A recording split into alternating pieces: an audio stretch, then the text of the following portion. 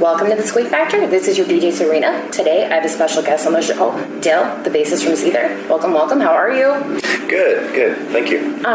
We're actually recording this interview live from Moondance Jam here in Walker, Minnesota. How do you like the festival so far? It's been pretty good so far. Yeah, I haven't been awake that long, so I'll get more of a feel for it as the night goes on. But it looks pretty cool so far. A lot of people out there and kind of a good vibe.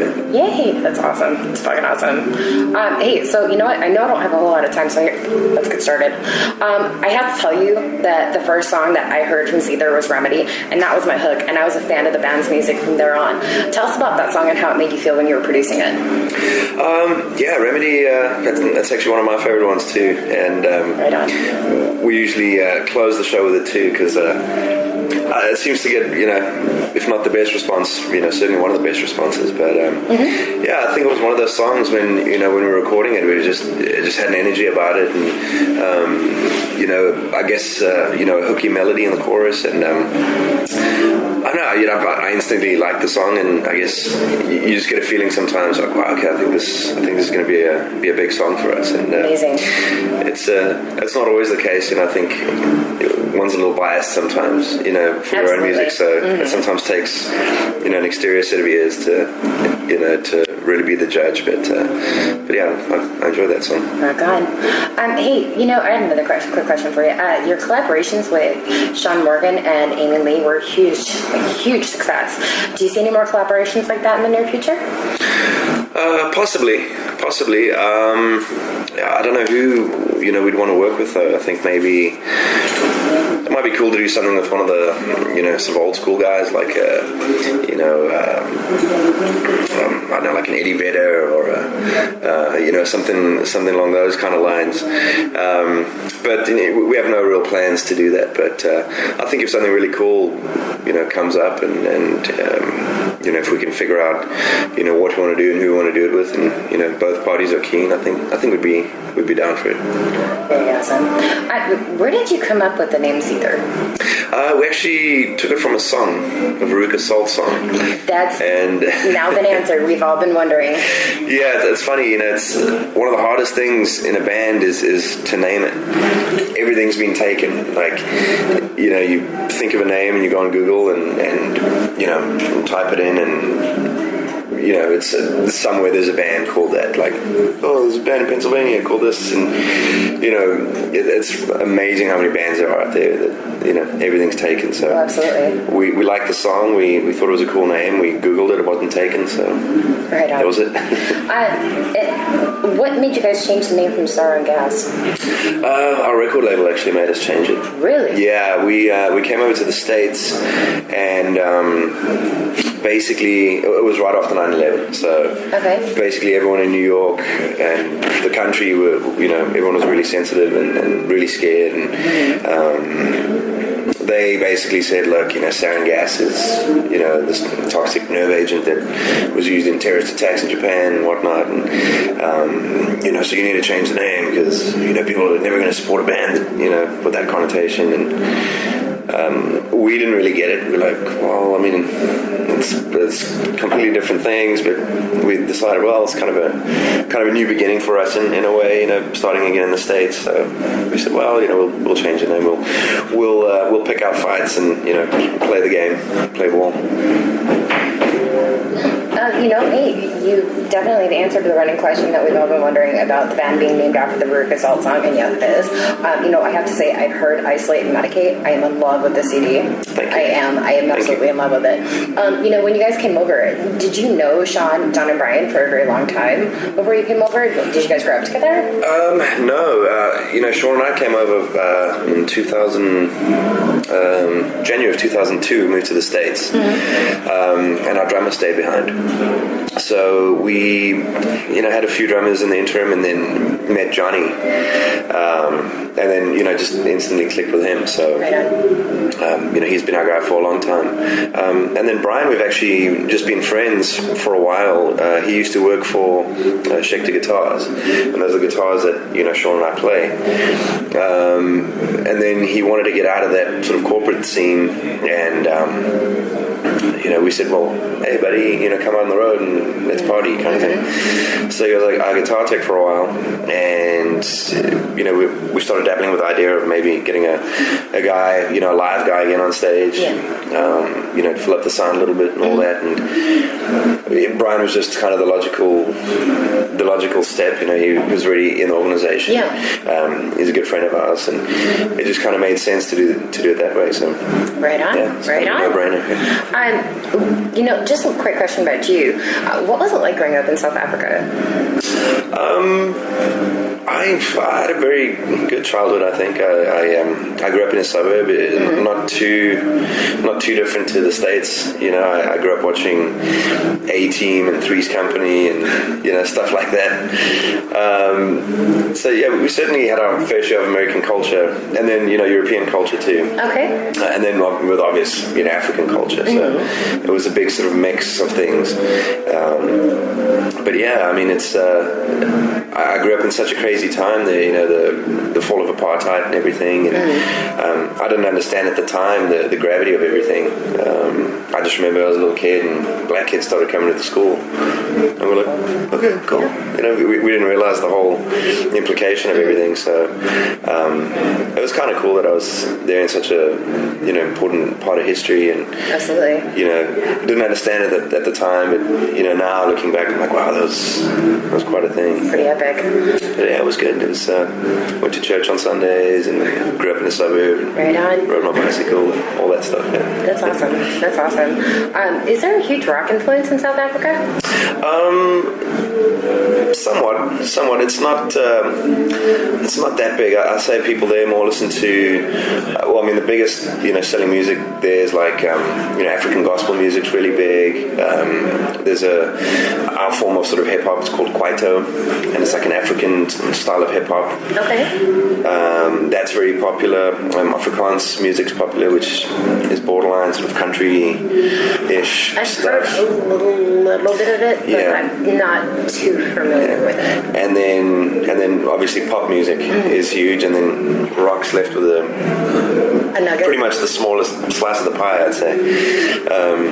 So yeah, there are a lot of rock bands and that, but it's to sustain yourself there is hard because there's only so many people to play for. So rock bands, they tend to have a sort of shelf life, I guess. No more than 7 years usually, and then okay, well, let's go find work. Let's get a job kind of thing. That's not something you can do. You can't sort of be a musician your whole life unless you bounce around to different things. But which is one of the reasons we wanted to get out and we wanted to leave, because we felt like we'd almost hit a plateau. Okay. Over there in actually a really short time, and States was the first choice. If we couldn't get in here, then we were going to try maybe Germany or Australia or somewhere. But yeah, fortunately we managed to get some interest from a record label here and got signed by them, and then moved over. So that's really worked awesome. out. Yeah. Maybe let's move into you. How old were you when you first started playing an instrument? I actually started when I was really small. I started playing guitar when I was about 5, and I played for a few months, and then I stopped. I guess my hands were too small. I couldn't really. I was having trouble, reaching the notes and stuff. So I let it go and forgot everything, and then I picked it up again when I was about 12 or 13. Right when I started, discovering, bands like Guns N' Roses and AC/DC, and I'm like, wow, I want to do that. And I started playing again, and just kind of went from there. And then I started playing bass when I was about 18, just out of high school. My friends had a band, and they said, hey, we need a bass player. And I told them I didn't know anyone. They said, well, you play guitar, you can play bass. I said, okay, and they had a bass, and I started playing it. So is there a lot of difference between just playing the guitar and playing the bass? A little bit. It's a different mindset. Certainly, if you can play guitar, you can play bass. The notes are all the same. I've always said it's playing bass is very easy, but playing bass well is very hard. yeah, it's easy to just play the root notes, but if you really want to get into it, it can be as difficult as you want it to be. So I don't know. I found bass came very easily to me because of my guitar background. Right on. What was the first song you ever learned to play on either the guitar or the bass? I think it was. I just called to say I love you. Very awesome. I think that was awesome. it. And other than the bass as well as the guitar, are you versed in any other instruments? No. I just bass and guitar. I'll dabble with stuff. I feel I have I have a feel for music, so very awesome. I can sit behind a piano and make something happen. I don't really know what I'm doing. It's very much just by ear. I'm like, that sounds right.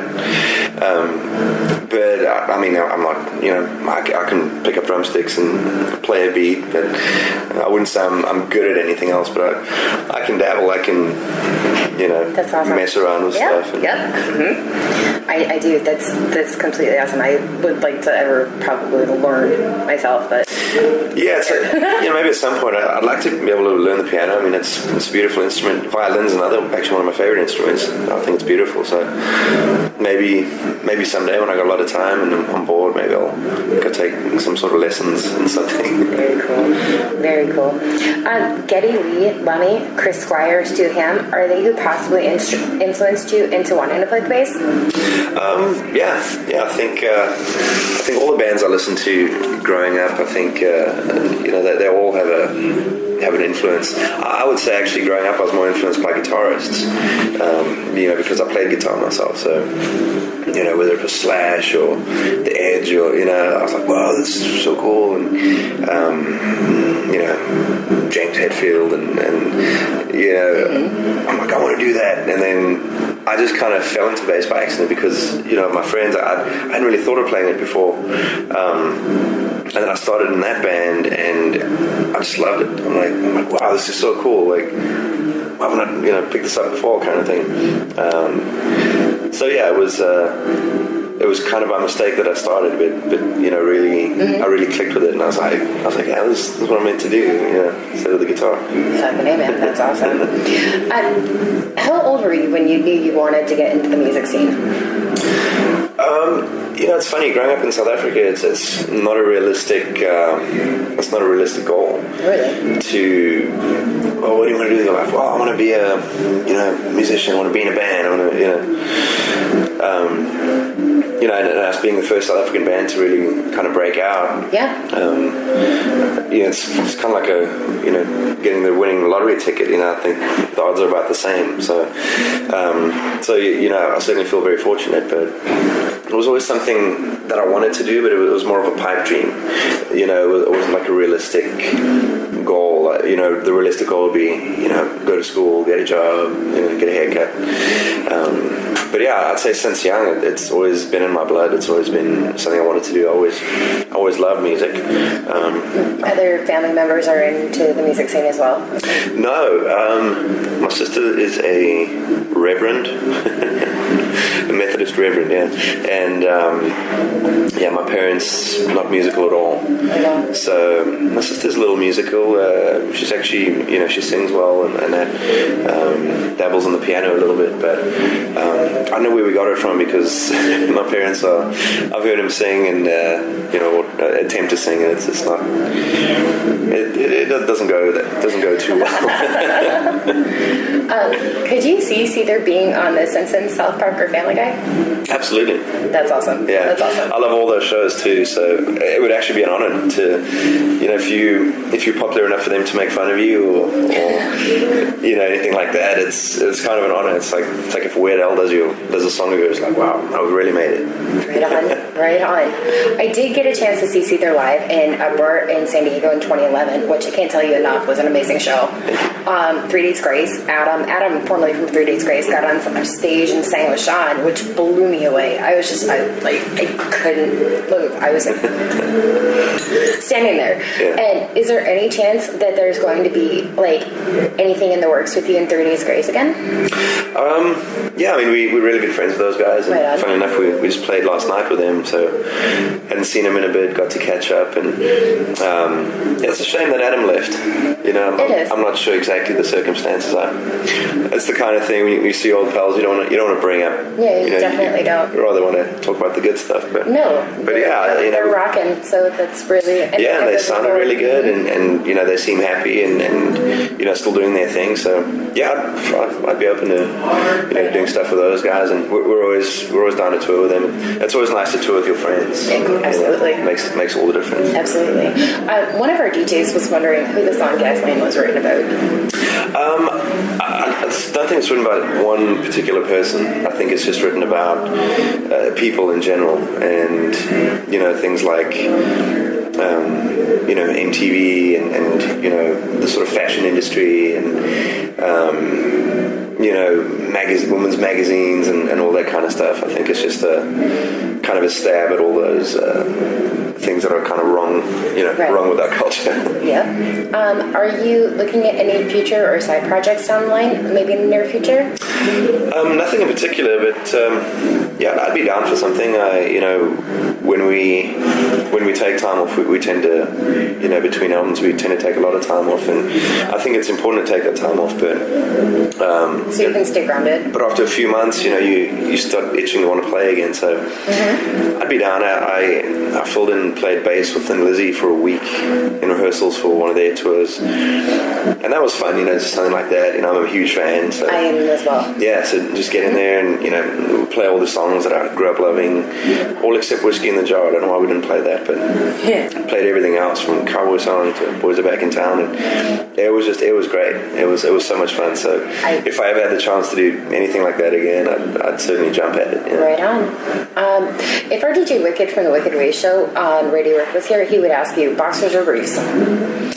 Neither. Commando. Okay, Dale, you get ask questions all the time. Is there anything you want to ask the interviewer? What's it like interviewing buffoons? No, I would never call you guys buffoons. Personally, it's not intimidating as it was when I first started. And learning what to do and like getting more prepared for it, having a list, having a Sharpie marker, talking to you guys, and like really just getting a feel for like the person makes it easier, because like if you don't have that icebreaker with that person, that interview is going to sound like shit. I would imagine it's like playing a show. Like absolutely. With each show, it gets a little easier, you get a little bit more comfortable with it. Yeah, and you know, you yourself. Yeah. If you're asking if you're a buffoon, no, absolutely not. You have to say I'm sitting right here. No, actually I don't. The things I'll tell you the truth. I get to drink before the show. You have to do this sober, so drinking certainly takes the edge off. Wait, you're not sober if you drink coffee? Damn it. I don't know.